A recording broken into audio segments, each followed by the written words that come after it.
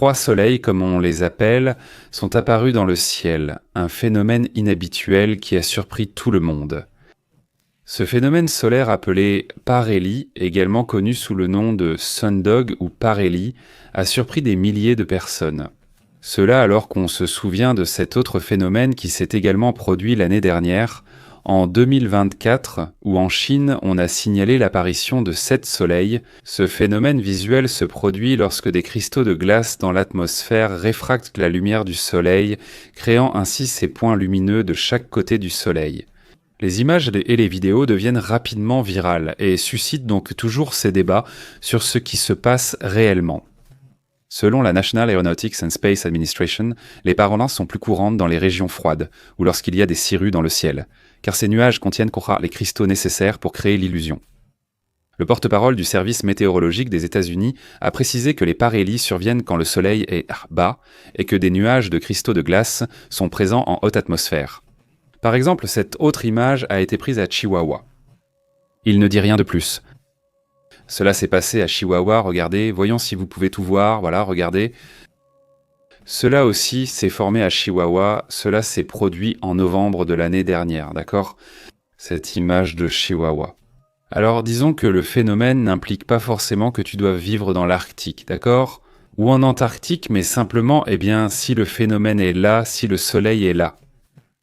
Sur l'horizon, et qu'il y a des cirrus, qu'il y a ces nuages avec ces cristaux de glace, cela peut apparaître.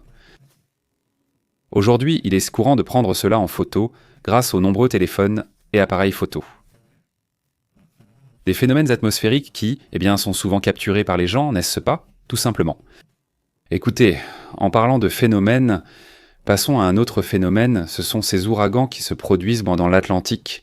Parce que celui-ci, il prend beaucoup de force, on parle toujours d'une catégorie 4. Regardez, voici la taille de ce phénomène appelé Umberto, d'accord ? D'un autre côté, il y a aussi ici le phénomène ou potentiel ouragan Imelda, qui reste pour l'instant une tempête tropicale. Imelda, non. Jusqu'à présent, au moins, n'a pas été un ouragan, mais elle est très proche de la Floride. Comme vous pouvez le voir, en fait, il est possible que sur la côte, ils reçoivent déjà quelques nuages de pluie. En Géorgie, de fortes pluies dues à Imelda sont déjà observées, c'est le même phénomène. Même une grande partie de la côte et des États-Unis signale cette situation. Alors, faites attention à ces phénomènes, qui sont très proches l'un de l'autre, aussi bien Umberto qu'Imelda peuvent poser ces problèmes, mais vous savez aussi où. Dans ce phénomène, regardez ce phénomène qui se trouve en Asie, appelé Bolois. Un phénomène qui touche encore certaines régions d'Asie, où l'on rapporte que ce typhon a déjà fait 12 morts, car il a dévasté une partie des côtes du Vietnam. Et cela alors qu'il est entré en tant que tempête tropicale. Le phénomène météorologique a détruit des infrastructures, coupé l'électricité et touché des milliers de foyers. Ils ont été touchés et évacués dans cette région du monde. Des victimes sont signalées dans ces zones, et il y a même encore plusieurs disparus. Les pluies intenses et les vents violents de ce typhon. Bolois, ils ont inondé des routes, arraché des toits et causé la mort d'au moins 12 personnes. Une situation également terrible. Et puisque nous en parlons, combien de fronts froids sont attendus pour le Mexique, une partie de l'Amérique centrale, une partie du sud des États-Unis ? Regardez. Rien que pour le mois qui vient, alors que nous sommes sur le point d'entrer en octobre, il y aura 5 fronts froids qui pourraient affecter la partie nord du pays. Mais en général, toute la saison hivernale comptera environ 48 fronts froids, c'est ce qui est annoncé en ce moment. La prévision officielle du Service météorologique national, qui fait partie de la Commission nationale de l'eau, affirme que la saison des fronts froids 2025-2026 est estimée à 48 systèmes frontaux. Est-ce que cela va t'affecter ? En automne-hiver, il fera un peu plus doux que la normale, avec moins de fronts froids. Cela ne veut pas dire qu'il fera moins froid, mais qu'il y aura moins de fronts. D'habitude, il y en a 50, mais cette fois, il y en aura moins. Les systèmes vont se produire entre septembre et à peu près mai, mais les plus forts, vous le savez déjà. En novembre, décembre, janvier, février, ce sont ces 4 mois où les fronts arrivent un peu plus intenses. Comment prévoit-on l'hiver pour les États-Unis ? Regardez, il y a une alerte indiquant que cet hiver va être extrême. On prévoit un froid intense et des tempêtes de neige pour la saison 2025-2026 aux États-Unis.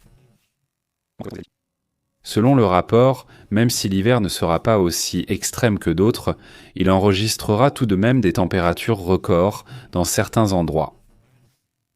D'après ce que rapporte l'almanach des fermiers, il précise que l'intensité du froid et de la neige n'affectera pas autant les États du Sud que l'année dernière.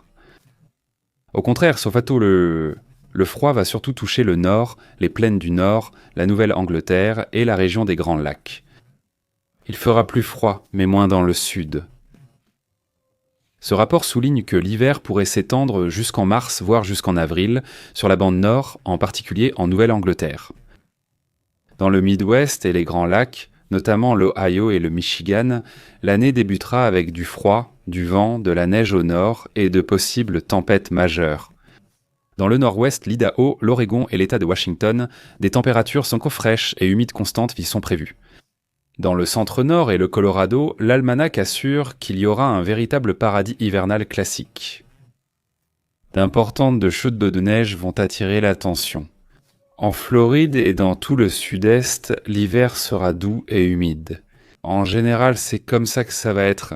Cependant, la Virginie et la Virginie occidentale pourraient en connaître certaines précipitations hivernales et un froid intense pendant la 2e semaine de janvier.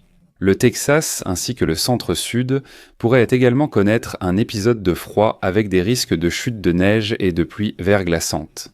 Dans le nord du Texas, en janvier et février. Selon les rapports, certaines régions du nord pourraient en connaître de la pluie verglaçante et du froid. Donc ça vaut la peine d'avoir au moins des bottes et du liquide anti-gel, comme on le dit. En Californie et dans le sud-ouest, l'hiver devrait être moyennement chaud. Et davantage de précipitations qu'avant. Donc cela va réduire le risque d'incendie de forêt. Donc c'est une bonne nouvelle qu'il y ait plus d'humidité pour la Californie. Cela aussi sera important. Le Farmer's Almanac, qui est cet almanach des agriculteurs, est dit avoir sa propre formule et ils sont très précis. Je vous ai déjà fait ce rapport. Ensuite, je vous donnerai celui du service météorologique des États-Unis. Et aussi celui de l'Université du Colorado. Ce sont les 3 plus importants et les plus précis en général. Nous allons donc l'analyser petit à petit. Rappelez-vous qu'il y aura peut-être un hiver sous l'influence de La Niña. Et cela pourrait signifier que dans certains endroits, surtout dans le nord, il fera beaucoup plus froid que lors d'autres saisons. Passons à d'autres sujets. Nous revenons bientôt avec plus d'informations.